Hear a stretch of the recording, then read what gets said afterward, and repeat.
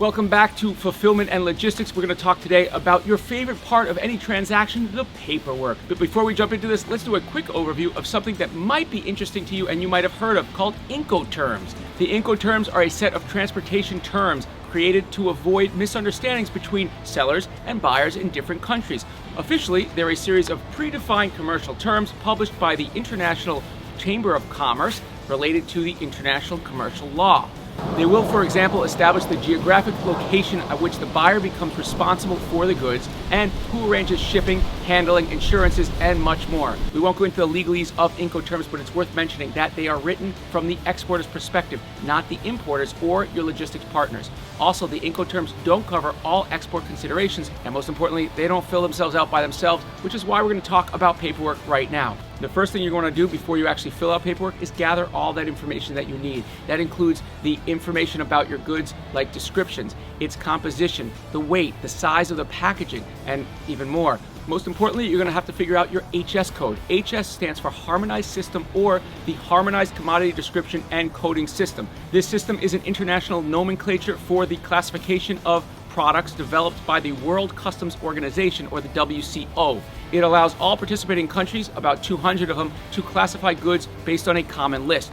Your HS code is a 6-digit number. Sometimes it's longer. We won't get into that today. The list contains 5,300 commodity groups arranged in 99 chapters and grounded in 21 sections. The codes are arranged in a legal and logical, for most part, structure and are supported by well-defined rules to guarantee, as much as possible, a uniform classification. HS codes are also used to calculate local sales tax and to calculate duties, which is why it is crucial that you find the right HS code for your products from the beginning. Obviously, this is critical because it determines how much you're going to be paying. So, figure out how to get your HS code. I'll put some links in below, and you can always ask your logistics partner. If they don't know, find another logistics partner. Obviously, finding the right HS code can mean the difference between a financial success or a financial failure. So again, get help. Freight forwarders, custom brokers, or any of the trade specialists in the various associations that you might be part of. Now, exports of physical goods between countries can be expensive and risky if not done properly. You must, as an exporter, be aware of the export documentations used to ship your goods.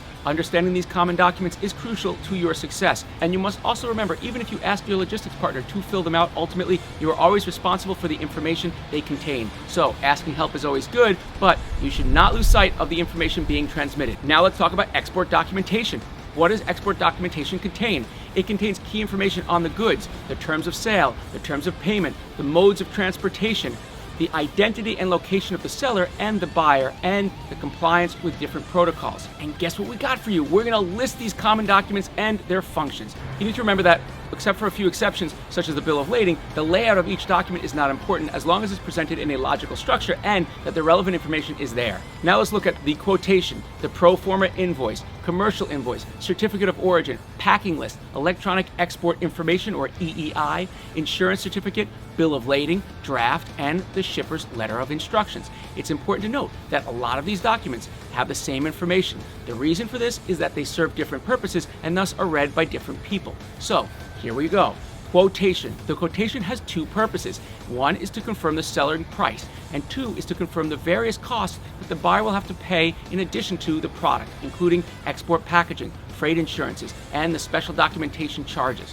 Your quotation must include all the required costs, including the labeling, transportation, printing, inspection certificate, and more. Pro forma invoice. The pro forma invoice is pretty much the same as the quotation, except it also is being used for other purposes, such as to open a letter of credit or an import license. Now, the commercial invoice. The commercial invoice is your domestic invoice completed with more information, such as the destination control statement, marks and addresses, etc. It describes the entire export transaction from beginning to end, including shipping terms. In certain cases, your commercial invoice can be used as your certificate of origin. Certification or certificate of origin.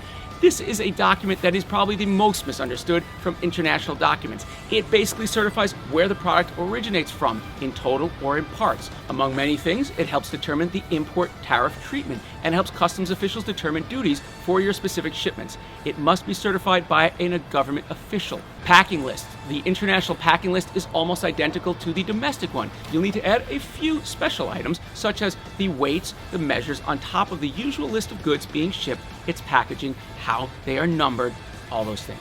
Electronic Export Information, or EEI, is a mandatory electronic form that all U.S. exporters need to fill out when the shipping value of a single commodity is at least $2,500. The only exception is shipping to Canada, where the EEI is not required, even for expensive goods. Now, insurance certificate.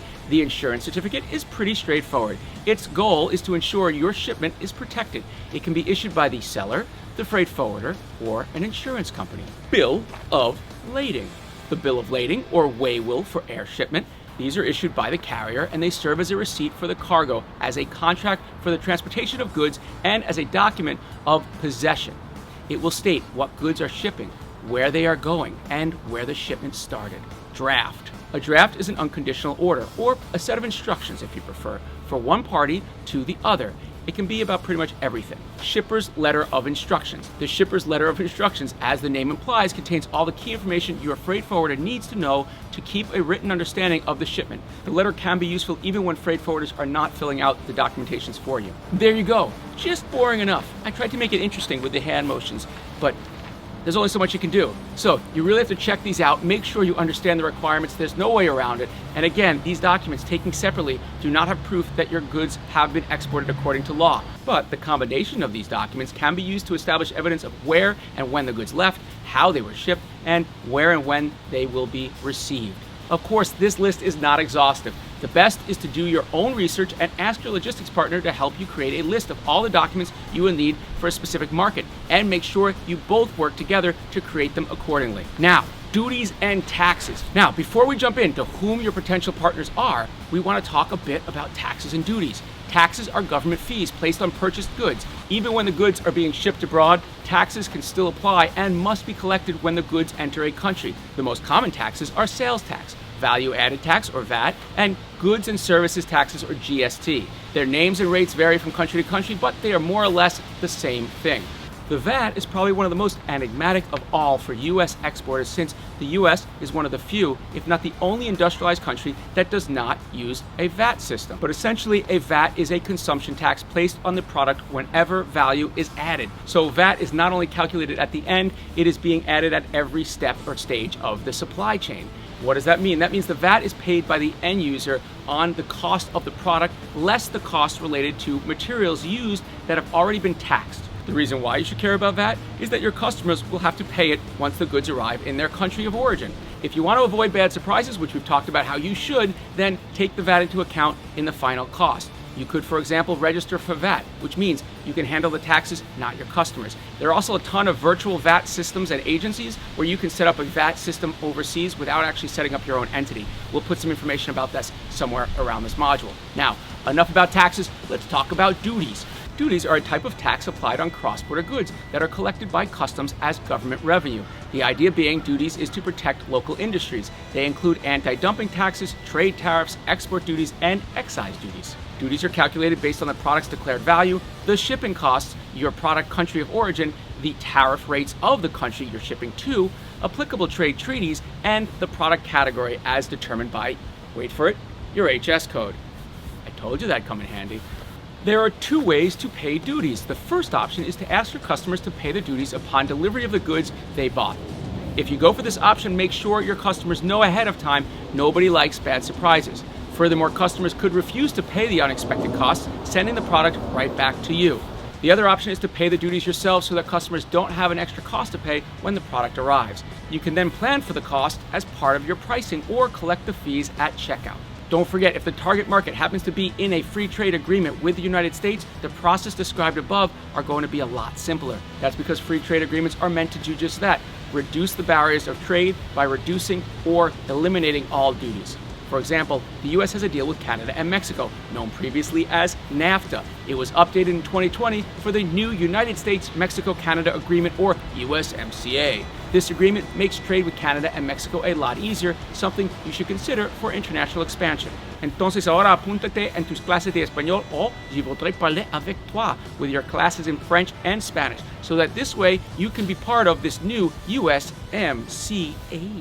Okay, that pretty much wraps it up here for the documentation part of fulfillment and logistics. Keep on rocking, keep finishing those modules. We will see you out there on the road.